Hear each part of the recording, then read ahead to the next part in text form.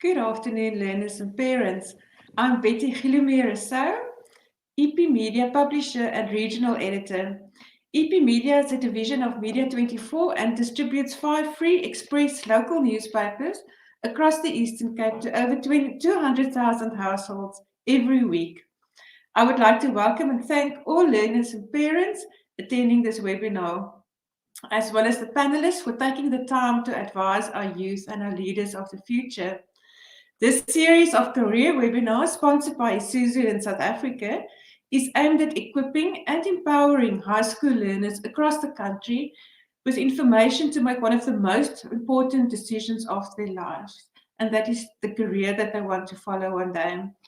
This is the last in a series of 6 webinars, which were presented once a month.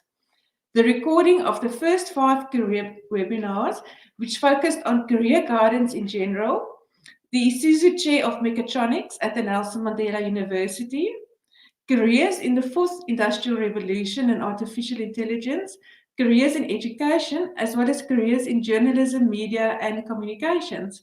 All of these are available on the Express Facebook page.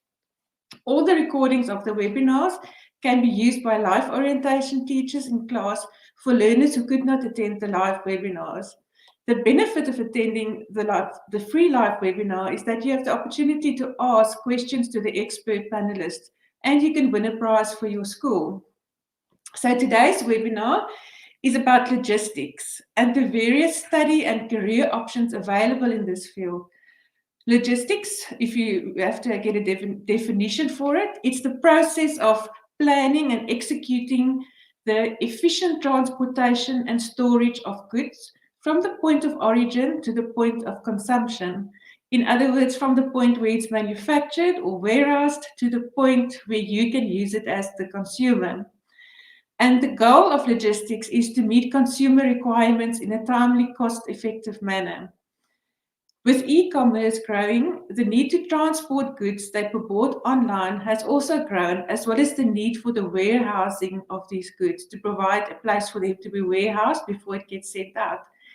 Media 24, as an e-commerce division, providing these logistics.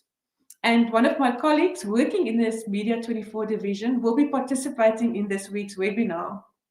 We also have 2 panelists who are experts and lecturers in logistics. So without further delay, let me introduce our panelists. First up is Gavin Cook, who is the head of logistics department at Nelson Mandela University. Gavin is responsible for managing and overseeing the different qualification programs offered by the department. Welcome, Gavin. Good evening to all webinar participants.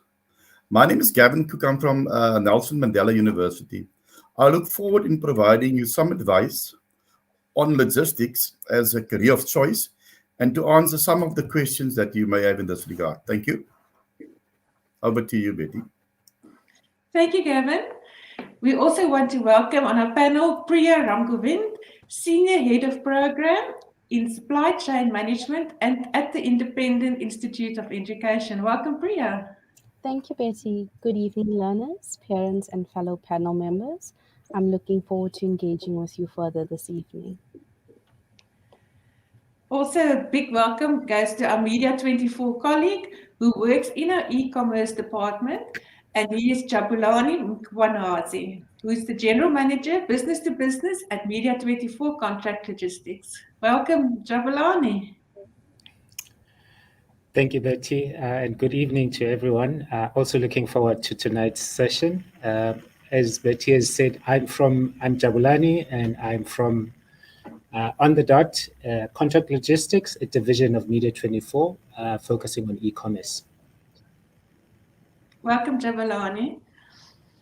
Before I start asking our panelists questions, I would like to remind you that you can ask the panelists questions by typing your questions in the live chat. First off, I would like our panelists to introduce themselves and give us a bit of information on the background and how their careers went in logistics. Gavin, you're up first. Tell us about your time spent in the field of logistics. Thank you, Betty. I'm currently employed at Nelson Mandela University as head of the logistics department, where I oversee and manage all logistics-related qualifications in the Faculty of Business and Economic Sciences. In my 27 years at the university, I've lectured logistics and materials management related subjects on all our logistics programs from first year level to fourth year level students. Prior to joining the university in 1994, I worked in logistics at General Motors, which later became Delta Motor Corporation, for a period of 13 years as a buyer in the purchasing department. Thank you, Betty. Sure, that's quite a lot of year in logistics, a lot of years in logistics, and especially working for a motoring manufacturer as well. I don't think you could get better practical experience than that. Okay, Priya, please tell us more about your background in logistics. Thank you, Betty. So I've spent predominantly all of my career, I could say, in the higher education space.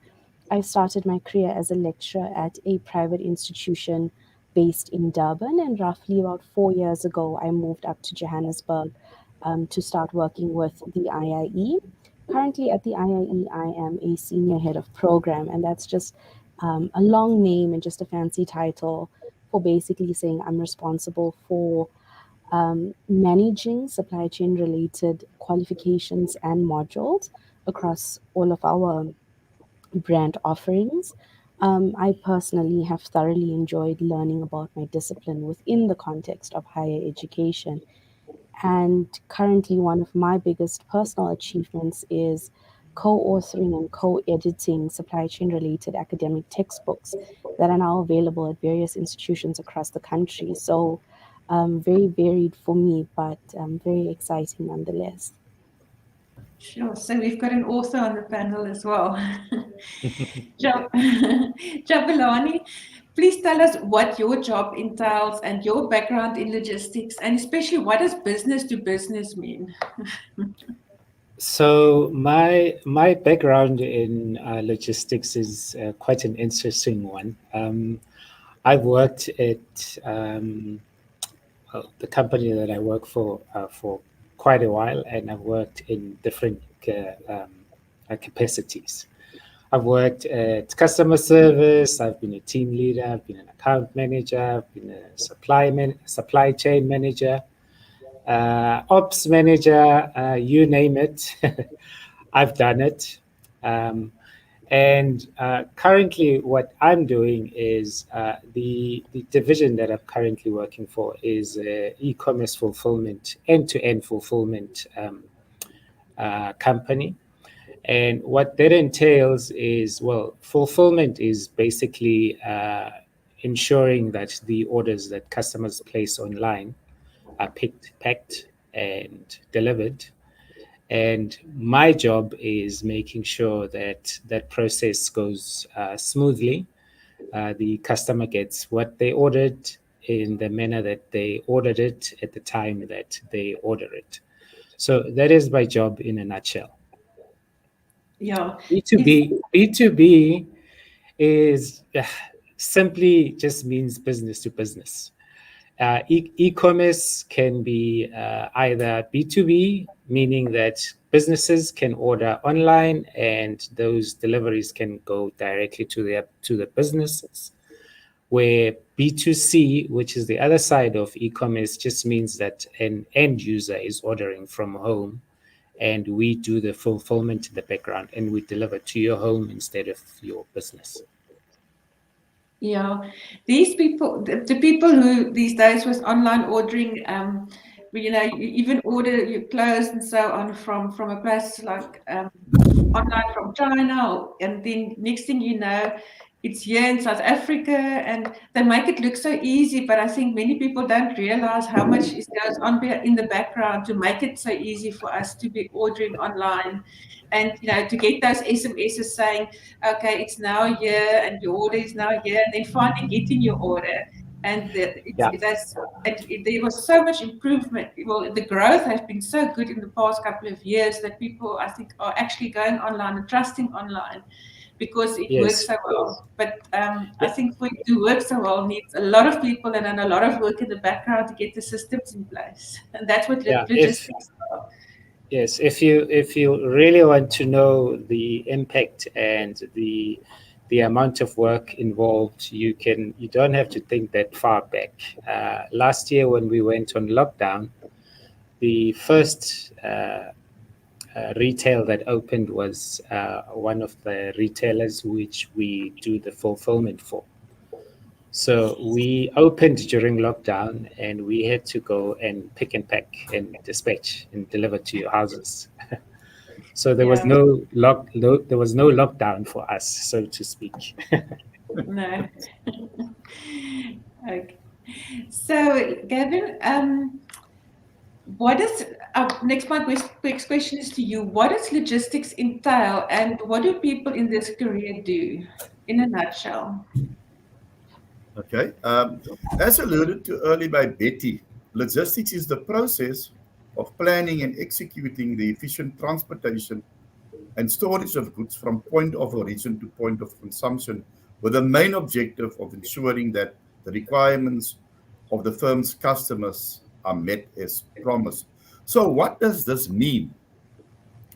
Logistics is a business function which consists of various activities carried out in a business firm that will ensure that its own requirements, in other words, its material, its goods and services, are made available to the firm at the right time, at the right place, the right price, in the right quantity, and in the right quality.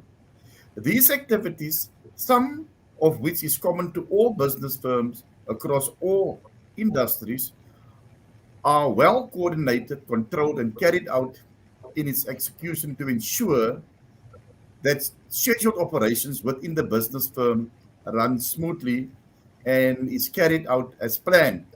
Failure to do so will result in the business being unable to produce what was scheduled. This could, for instance, cause a stoppage in its production in the case of a manufacturing firm, which could result in the unavailability of completed goods to the firm's customers. It can also result in poor customer service levels, a loss of sales and profits to the business firm. The future existence of the firm could thus be threatened as a result. The logistics function is present within most industries, be it in manufacturing, retail, uh, and services such as an hotel, as well as the state and maritime industries. Furthermore, many business firms make use of specialist logistics business firms known as third-party logistics service providers, the so-called 3PLs, to perform some of its logistics activities, such as warehousing, bulk breaking, and transport activities. Examples of logistics activities performed within a manufacturing firm include production planning, purchasing, inbound warehousing, inbound transportation, packaging, and reverse logistics, and so on. Back to you, Betty. Yeah, I think if one looks at, for example, when we had the KZN unrest and people couldn't transport goods between different towns, and the trucks weren't moving and warehouses were burned down. It just shows how logistics has an impact not only on where something happens, it had a huge impact around the country. So in Port Elizabeth, we couldn't find goods that were usually transported from Durban and things like that. And then that just shows the impact of logistics, and when something in that chain of where how your products come to your house. We just think we go to a shop and they will find it on the shelves, and you moan when you don't find what you like on the shelves, but you don't realize what it took to get on the shelves. And that's what my next question is about. Priya, and you also specialize in supply chain management. When did you first hear about supply chain management? And what is the difference between logistics and supply chain management? So, thank you, Betty. So, I first heard about supply chain management and logistics management when I first got to university and I started engaging with the qualification I was studying towards. I have to be very honest, I never really knew what supply chain was because I never really engaged with it at any point in time prior to getting to university. Um, I think in hindsight, knowing what I know now and understanding the concept around it, um, I see logistics, I see a supply chain every day, or we all do for that matter, whether it's trucks transporting goods or you're driving by a warehouse, that is your intangible supply chain, if I can put it that way. So we're all familiar with what it is, just to varying degrees. So, understanding the difference between logistics and supply chain, what is the biggest difference, you may ask yourself?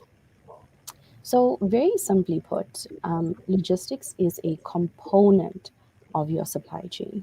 As Betty and Gavin had alluded to earlier, just very simply put, logistics is some of the key activities are looking at your modes of transportation, warehousing, inventory, and distribution. Now, you may ask yourself, but where does that fit into a supply chain? Why can't I see it? Why does it not make sense? Um, so, suppose you're having sweet corn for supper tonight as a side dish, and the sweet corn was frozen. So, how did that frozen produce get to you on your table? So, let's consider the following example. So, consider the conversion of raw sweet corn to a frozen produce that you buy at a grocery store. So, a maize farmer in the Mpumalanga province has a crop of sweet corn, which, when harvested, is transported by a logistics carrier to a supplier. The supplier then consolidates the sweet corn from various other farmers in the province. Here, the supplier acts as a wholesaler. Once the sweet corn volume has been consolidated, it is then transported to a manufacturer.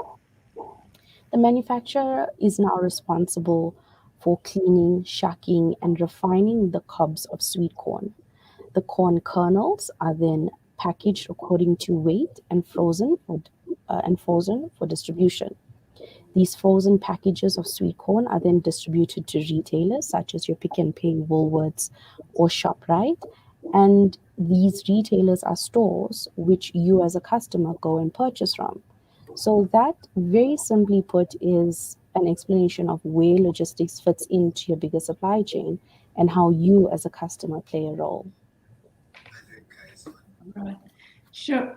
Very interesting. Jabulani, you didn't start off in logistics. You told us about, all the various paths that you have taken in this field to land up where you are at this stage.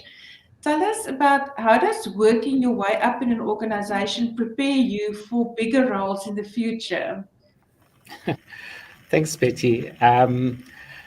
I thought a little bit about this, and I was thinking, apart from your academic achievements, obviously, when you are applying for a higher position and positions in the organization, the other things that stand in your favor is, first of all, you would have an understanding of the business.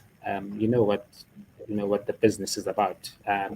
You understand the culture, and if you are very good at what you do, you also understand you do your work very well, and you have good relationships with the people that you work with, and all that stands in your favor when you have to move up the ladder.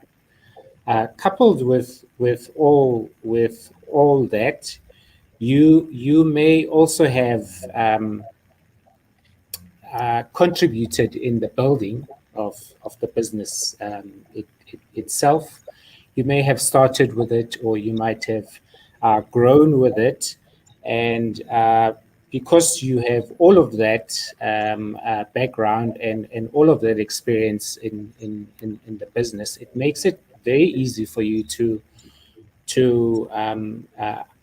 move up the ladder, and also the competing of the positions in the organization becomes a little bit less than it would be if you were to go to another organization. And I would say, lastly, it makes for a very favorable environment, because you already have the support of the people that you've worked for. They depend on you. They know your work ethic. you know your job, and it becomes a little bit easier than starting a job in a new organization. Yeah, I think that is one of the things people should know, whether they start at the bottom or wherever they started a business, is know the bigger picture, know where everyone fits in, and then to have good relations and always learn more. I think every day is an opportunity to learn something new. So that that is very important. So yeah, just if you want to move up in life. Gavin, we were talking about personality traits and so on. What qualities do you regard as good qualities that a logistics manager should possess? Yeah, a prospective logistics manager should be a person with the necessary discipline who uses initiative and have a holistic view of the supply chain he or she operates in. He or she should possess strong leadership and communication skills, as well as data processing skills. He or she must have the ability to cooperate and work closely with different people across the business firm. Furthermore, he or she must be a clear thinker, must be able to make logical decisions in pressure situations, be assertive, and continuously strive towards outcomes which is in line with the business firm's major objectives. Over to you, Betty. Thank you. All right, thank you, Gavin. Priya, supply chain management, it's a very broad discipline, as well as in terms of job opportunities. So how do you choose the right one? So, Betty, there's no one right job. As you alluded to, the field of supply chain management, as well as logistics management, is very vast, with very many national and international opportunities. You can be involved in very many areas, such as your managerial level, procurement, logistics, warehouse, inventory. The list is really very endless. So ultimately, it's where your passion lies and where you feel you fit best in. Like Gavin alluded to, there are certain characteristics that make a good logistics manager. So if you possess certain characteristics that are aligned to that, and if that's an area that you'd like to pursue, definitely um, go for it. But most importantly, you're not limited. Supply chain has very many, I want to say, subsets that are interlinked and interrelated. So you're definitely able to learn a lot and transfer your skills and knowledge as you move either from position to position or from organization to organization. So there's no one set correct job, but there will be a correct job for you. Yeah, it looks like there are many opportunities that differs that you can actually choose from. I think once you're in to go and maybe specialize in and then move from one to the other. Priya, what would you suggest are good personality traits for someone who is interested in a career in logistics or supply chain management? Um, Very, very similar, or I want to say almost exactly the same characteristics that Gavin had made mention of. The only addition I have to that list of characteristics would be to be a future thinker and to be solution driven. Very often we find that if we take COVID for an example, when you have supply chain disruptions, are you able to actively manage it and move forward if you don't have contingencies in place? Or do you crumble and admit defeat? So you definitely need to have a strong set of, I want to say, that ability to think into the future, be solutions driven. And one of the key things that is also equally important across many institutions, whether you're in education or you're in the private or public sector, is having a set of personal skills or interpersonal skills, if I could put it that way. I think each and every one of us at any given point in time during COVID, during hard lockdown, whether you were a student or um, whether you were employed, were pushed to very many boundaries. I'm sure each and every one of us face difficulties in terms of, okay, I've had enough, or I've worked so many hours and I just can't do it anymore. So definitely as a leader or as a manager, these are some of the soft skills you definitely need to be mindful of. Mental health is equally important as reaching any organizational objective. So my opinion is there definitely does need to be a balance between those hard skills and those soft skills. That is actually very interesting that you say that. When we did our artificial intelligence and the careers in the fourth industrial revolution webinar, that was also one of the key takeouts, is that it's not just about academic learning or practical things. It's about developing other skills, like the soft skills. Because it's a more holistic approach to work these days than just focusing on pure developing your IQ. It's about developing that EQ, the softer things on 100%. being future fit, being resilient, being adaptable, knowing what is work-life balance, and yeah. So that is actually quite interesting that we're talking about a very straight career, it's logistics, but it's important that you do have that soft skills, good relations with people, and so on.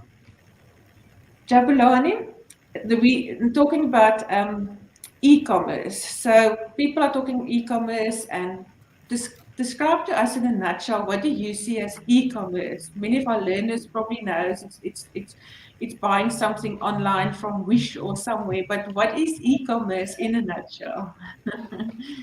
Yeah, Betty, e-commerce in its simplest form is the buying and selling of goods and services online.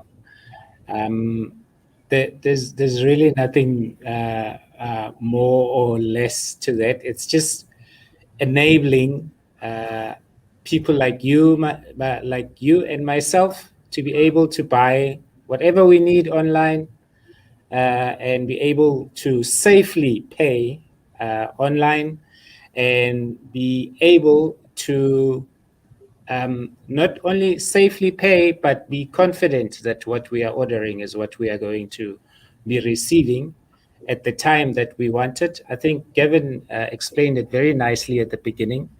The essence of logistics is what e-commerce is about. We want to get to you what you've ordered in the time that you want it, in the manner that you want it, in the quality that you want it, and at the cheapest rate as possible.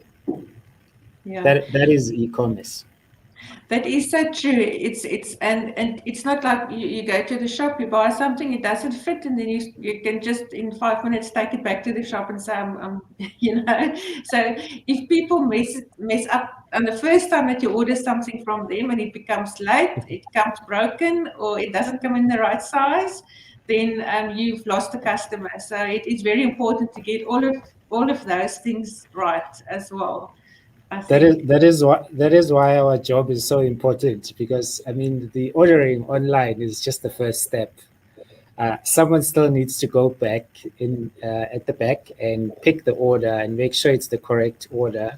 Take for example, someone ordering a T-shirt. We need to make sure that it's the correct color, it's the correct size, it's the from the correct range. I mean, there's a whole lot of things that you have to take into consideration.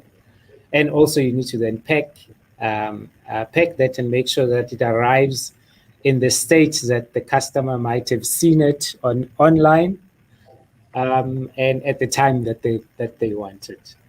Yeah, so it's an interesting world we're living in. Very interesting. Gavin, let's get to the academic side of things. What different types of logistic programs do the university, Nelson Mandela University, offer? And what are the minimum admission requirements? Thank you, Betty. I think that's a very important question. Currently, the Nelson Mandela University offers a diploma in logistics, as well as a BCom degree in logistics and transport economics. The admissions requirements for the two qualifications are as follows. First, I'm going to refer to the admissions requirements for the diploma logistics. Applicants must have a matric certificate and they must also meet the following requirements. They must have achieved a minimum of 40% for pure mathematics or for technical mathematics, with a minimum AP score or applicant score of 330. Or if they've done math literacy, they must have achieved a minimum percentage of 60% and an applicant score of 345. Then for the BCom Logistics and Transport Economics degree, applicants must also have a matric certificate and must have done pure maths. So pure maths and not math literacy is the requirement for the BCom degree. In having done that, they should achieve a minimum of 50% for pure mathematics and a minimum applicant score of 390. Over to you, Betty. Thank you. All right. Yeah, so it's important to know that there's different routes that you can go in studying. It's not just one course. So that you offer different degrees and a diploma as well, if I'm correct. That's correct. Yeah, look, the both the diploma and the degree courses in logistics have logistics as the major subjects, but what we call the service subjects, they might differ in some of the service subjects. For instance, the diploma logistics will have business management 1, 2, and 3. It will have purchasing 2 and 3. It will have logistics 1, 2, and 3, as well as service subjects such as operations management, computers, communication, and so on. Okay, thank you. All right, interesting. Priya, what colleges belong to the Independent Education Institute and what programs do you offer to learners who want to study further in logistics? Thank you, Betty. So currently at the IIE, we have 5 different brands. Firstly, we have Varsity College, Rosebank College, IIE MSA. We have the Hospitality and Service School of Hospitality and Service Management, and we also have a Vega. Of those 5 brands, 2 offers supply chain related qualifications. IIE's Varsity College offers a higher certificate in logistics and supply chain, which can either run over 12 or 18 months. And they also have SLPs related to logistics and supply chain management. So students can, or potential students can attempt the SLPs and use that to gain entry into either a higher certificate should they require, or a degree or a diploma. At the IIE's Rosebank College, there's 3 different qualifications. Currently, we offer a higher certificate in logistics and supply chain management, a diploma in logistics and supply chain management, as well as a Bachelor of Business Administration in logistics and supply chain management. Understandably, not all learners at the end of matric will receive the results that they were expecting for various reasons. So a good alternative or a good option is using the highest certificate as a bridging course into then either the diploma or the degree that's offered. All of the qualifications are offered full-time, which is face-to-face, either distance or in Polokwane, if you are really located there, we do have a fully digital campus as well. So there's various modes of offering depending on your needs, or even the needs of where you're currently staying, to facilitate and to assist you. So 5 brands, 2 of which offer supply chain related qualifications, and it's either SLP related, a higher certificate, a degree, or a diploma. Oh, all right. So there's many options for learners to follow according to the marks that they receive at the end of matric and so on. So what I want to do now is ask the panelists answers that were posed by our learners attending this webinar. The first one that I want to give is to Gavin. It's from Jared of Pearson High School. What are the biggest mistakes learners make when they apply for studies? I I think this is a key question. There are so many mistakes that students make, and I want webinar participants to listen carefully to what advice I'm giving them now. I think key is to familiarize yourself with the admission requirements of the course you are applying for, or the course that you intend applying for. That is important. Then apply within the prescribed application period. And in order to do that, it is essential that you find out when the application cycle opens and closes at the institution you want to apply to. Apply as early as possible once you know when the application cycle opens. And the reason for that is that a number of students that is accepted onto the program, and there's a limitation to that numbers at most institutions. And most institutions operate on a first apply, first acceptance basis. Okay. As most of you will apply with your June and September exam results, you will be provisionally accepted if you meet the entrance requirements. Your provisional acceptance will only be changed to final acceptance if you meet the admission requirements with your final matric results. That is key to understand that. Failure to do so will result in your provisional acceptance being cancelled and your space being granted to another applicant who meets the admission requirements with his or her final matric results. Therefore, it is essential that you thoroughly prepare and study for your final matric exams once you obtain provisional acceptance. Thank you. Over to you, Betty. And I think it's easy for, basically very easy for students to find out what those, when it closes and opens and things like that. I mean, most universities have it online. Yeah. And if you don't have internet access, I mean, you can access that on with a computer or a laptop. You can at least access that with your phone if you've got data. Yeah. So can I just add to that? The application cycle at Nelson Mandela University normally opens on the 1st of the 1st of April every year. And I think it closes at the end of September.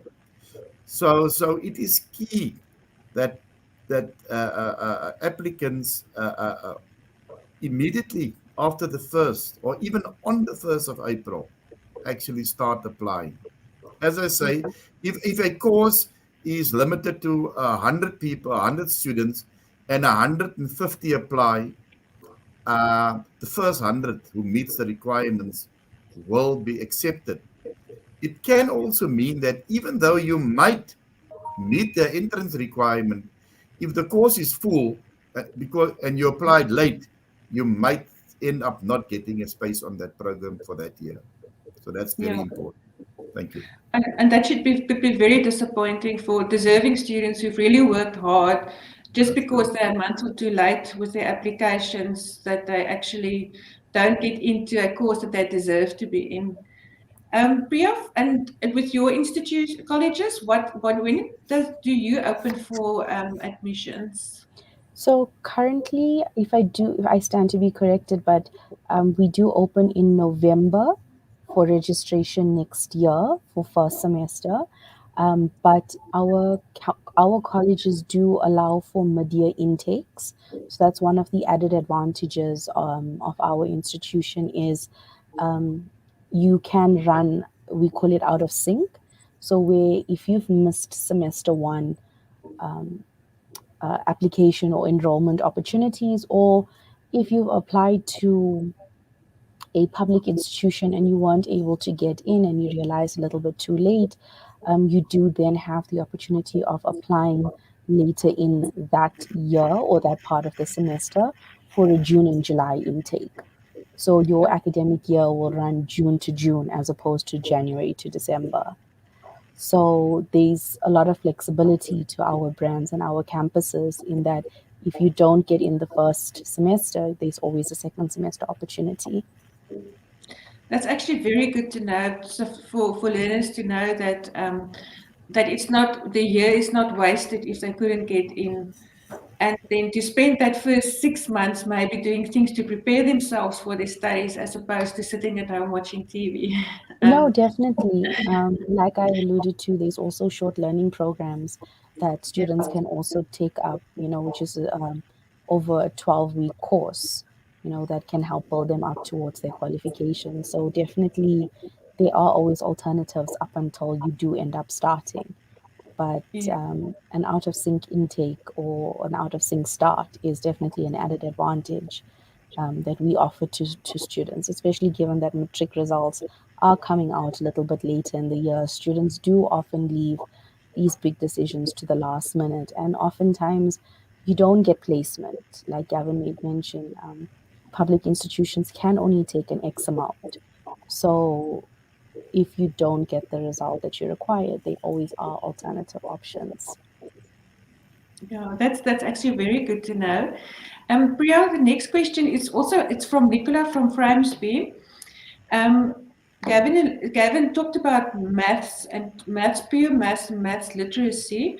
What other subjects do you think children need to take in school for a career in logistics?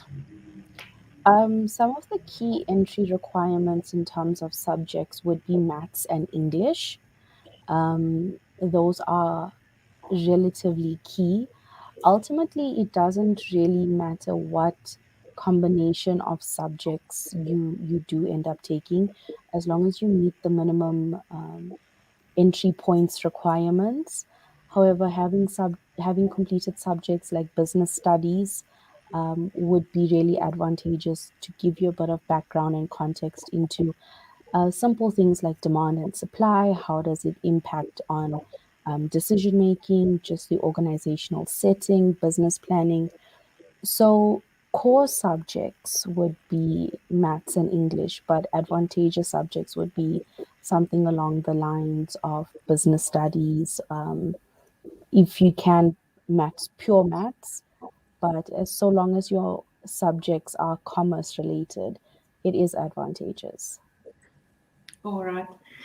Jabulani, I think the next question you'll be good to answer. Candice from Dev Malherbe asks, what is the best advice you can give learners who are considering logistics as a career? Thanks, Betty, and thanks for the question. I think it's no secret that e-commerce in South Africa is still in its infancy. It's still growing. It's growing every day. We've seen it. We are right in it, and these skills that are in demand right now are right there in logistics, in e-commerce, and that sort of thing. And it's not going to change.